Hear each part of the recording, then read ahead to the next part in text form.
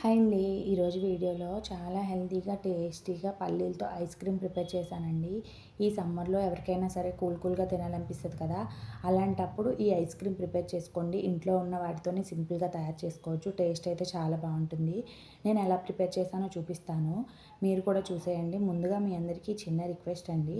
నా వీడియోస్ కనుక మీరు ఫస్ట్ టైం చూస్తున్నట్లయితే ప్లీజ్ నా ఛానల్‌ని సబ్స్క్రైబ్ చేయడం మాత్రం అసలు మర్చిపోవద్దండి.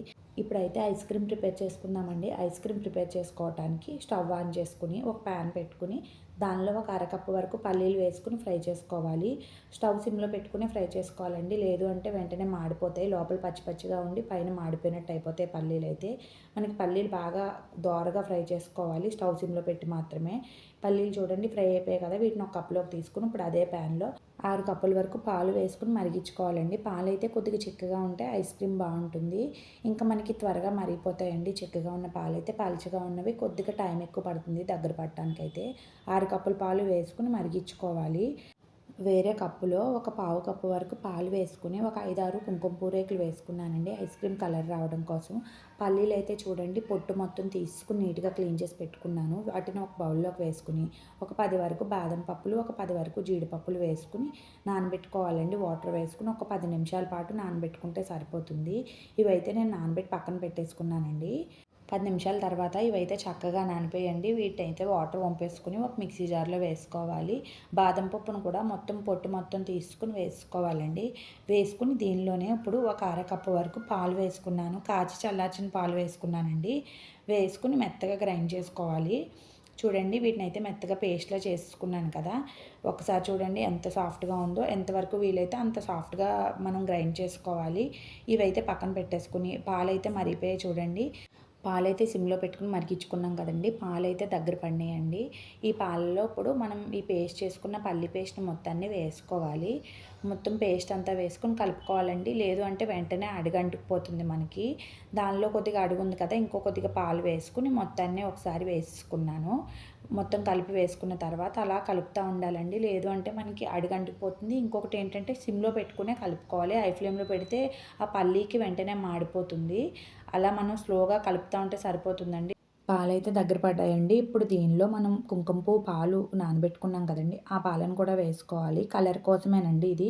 మన దగ్గర ఉంటే వేసుకోవచ్చు. లేదంటే లేదు. కలర్ కోసం వేసుకున్నానండి నేనైతే. ఇందులో ఫుడ్ కలర్స్ కానీ ఏమీ వేయలేదండి. పిల్లల కోసం ప్రిపేర్ చేశానని చెప్పి. ఇప్పుడు దీనిలో ఒక అరకప్పు వరకు పంచదారని వేసుకున్నాను. కొద్దిగా స్వీట్ ఎక్కువ కావాలనుకున్న వాళ్ళు ఎక్కువ వేసుకోవచ్చు. మాకైతే సరిపోతుందండి. పంచదార పూర్తిగా కరిగే వరకు బాగా మిక్స్ చేసుకోవాలండి. పంచదార అయితే కరిగిపోయిందండి. ఇదైతే ఇప్పుడు దగ్గర పడిపోయింది కదా! ఇప్పుడు స్టవ్ ఆఫ్ చేసుకొని పూర్తిగా చల్లార్చుకోవాలి. ఇది చల్లారిన తర్వాత చూడండి ఇంకా మనకి చిక్కగా తయారైంది కదా! దీన్నైతే ఇప్పుడు ఒక మిక్సీ జార్‌లో వేసుకొని మెత్తగా గ్రైండ్ చేసుకోవాలండి. ఇలా గ్రైండ్ చేసుకోవడం వల్ల ఐస్ క్రీమ్ మనకి క్రీమీగా ఉంటుందండి. ఇలా మొత్తం వేసుకున్నాను కదండీ! ఇప్పుడు ఒక మిక్సీ జార్‌లో వేసుకొని మొత్తాన్ని బాగా మెత్తగా గ్రైండ్ చేసుకోవాలి. ఎంత వీలైతే అంత సాఫ్ట్‌గా మనం గ్రైండ్ చేసుకుంటే సరిపోతుందండి. చూడండి ఇది ఎంత క్రీమీగా తయారైందో. ఈ ఐస్ క్రీమ్ బ్యాటర్‌ని అయితే మనం ఒక స్టీల్ బౌల్‌లో కానీ, గ్లాస్ బౌల్‌లో కానీ దేనిలో అయినా వేసుకోవచ్చండి. మూత ఉన్న దాంట్లో వేసుకుంటే మనకి ఐస్ క్రీమ్ త్వరగా తయారవుతుంది. నేనైతే ఈ స్టీల్ దాంట్లో వేసుకున్నానండి. పైనైతే కొద్దిగా జీడిపప్పు, బాదం పప్పు చిన్న చిన్న ముక్కల్ని చల్లుకున్నానండి.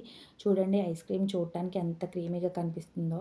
ఇప్పుడు దానిపైన మూత పెట్టుకొని ఒక 4-5 అవర్స్ అయితే డీప్ ఫ్రిడ్జ్‌లో పెట్టుకోవాలండి. నేనైతే ఈ ఐస్ క్రీమ్‌ని మార్నింగ్ టైంలో ప్రిపేర్ చేసి డీప్ ఫ్రిడ్జ్‌లో పెట్టేశానండి. 5 అవర్స్ తర్వాత చూస్తే చక్కగా ఐస్ క్రీమ్ అయితే రెడీ అయిపోయిందండి. ఎంత క్రీమీగా చూడటానికే కాదు తినటానికి కూడా ఎంత బావుందో. పిల్లలకైతే ఇలా ప్రిపేర్ చేసి ఇచ్చారంటే వాళ్ళు మళ్ళీ మళ్ళీ చేయమని అడుగుతారండి. వాళ్ళకైతే టేస్ట్ బాగా నచ్చుతుంది. నేనైతే సింపుల్‌గా పిల్లలకి ఇలా ప్రిపేర్ చేసి ఇచ్చానండి. వాళ్ళైతే చాలా ఇష్టంగా తినేశారు. ఊరికే ఐస్ క్రీమ్స్ కావాలని చెప్పి అడుగుతారు కదా! ఆ టైంలో ఇలా ఐస్ క్రీమ్ హెల్తీగా ప్రిపేర్ చేసి కుల్ఫీ మౌల్డ్స్‌లో కూడా వేసుకోవచ్చండి. ఈజీగా అయిపోతుంది అలా అయితే. చిన్న చిన్న మౌల్డ్స్‌లో కానీ, కప్స్‌లో కానీ పెట్టుకోవచ్చు.